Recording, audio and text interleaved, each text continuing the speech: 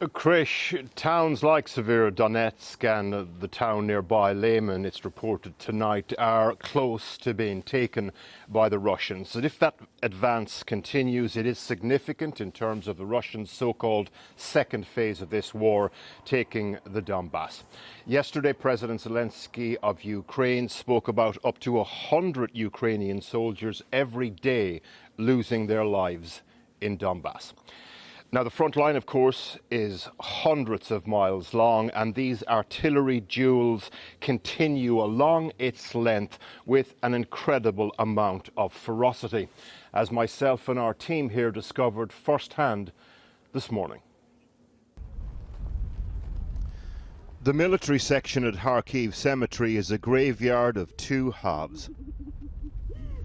You can tell where the dividing line is by the flags. Some are faded, tattered, adorn the headstones of soldiers, many of whom died in the last conflict down in Donbas 8 years ago. The flags in the other part, though, are new. They are vivid. The soil is fresh. The families at the very first stage of grief. Ты маленький, фотография у тебя первая была. Ты стоишь и говоришь, я солдат.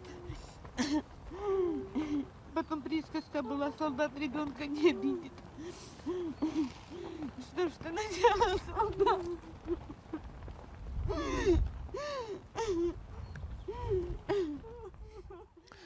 Alexander Hopontsev was 47.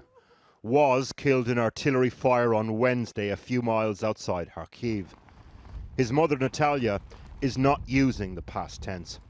Neither is his wife, Maria. Это единственный мой сын. Мы его не пускали. Мы его не пускали. Это было его решение. Пришел и на колени встал и говорит, я людям в глаза смотреть не могу. Я, говорит, должен идти вас защищать, чтобы это все быстрее закончилось.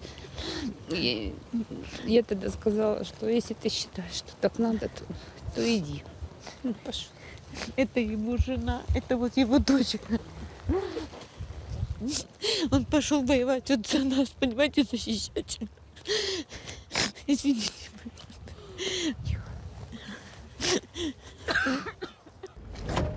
This morning, with the Ukrainian military escort, we were brought close to where Alexander Hopontsev was killed on the front line.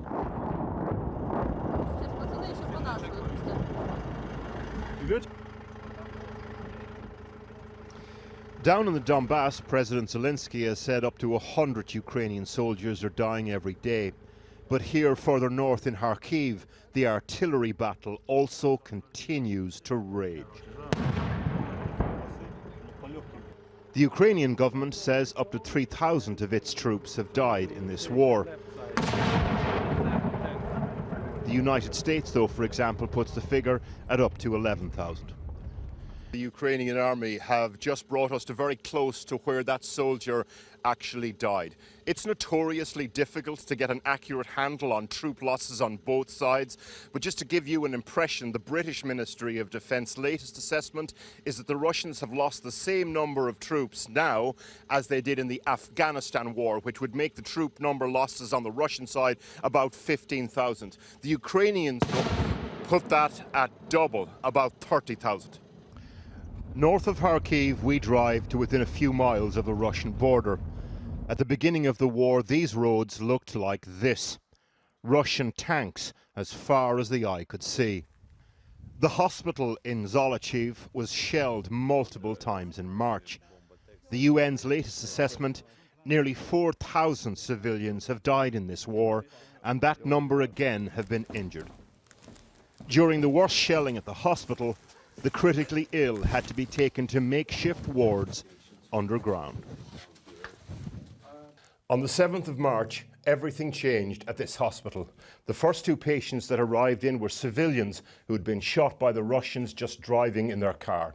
In the next few hours, 15 more casualties of war arrived here.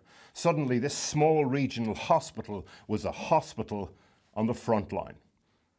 Dr. Ilona Butava will remember the 7th of March forever. At the end of that day, when you went home, what did you do?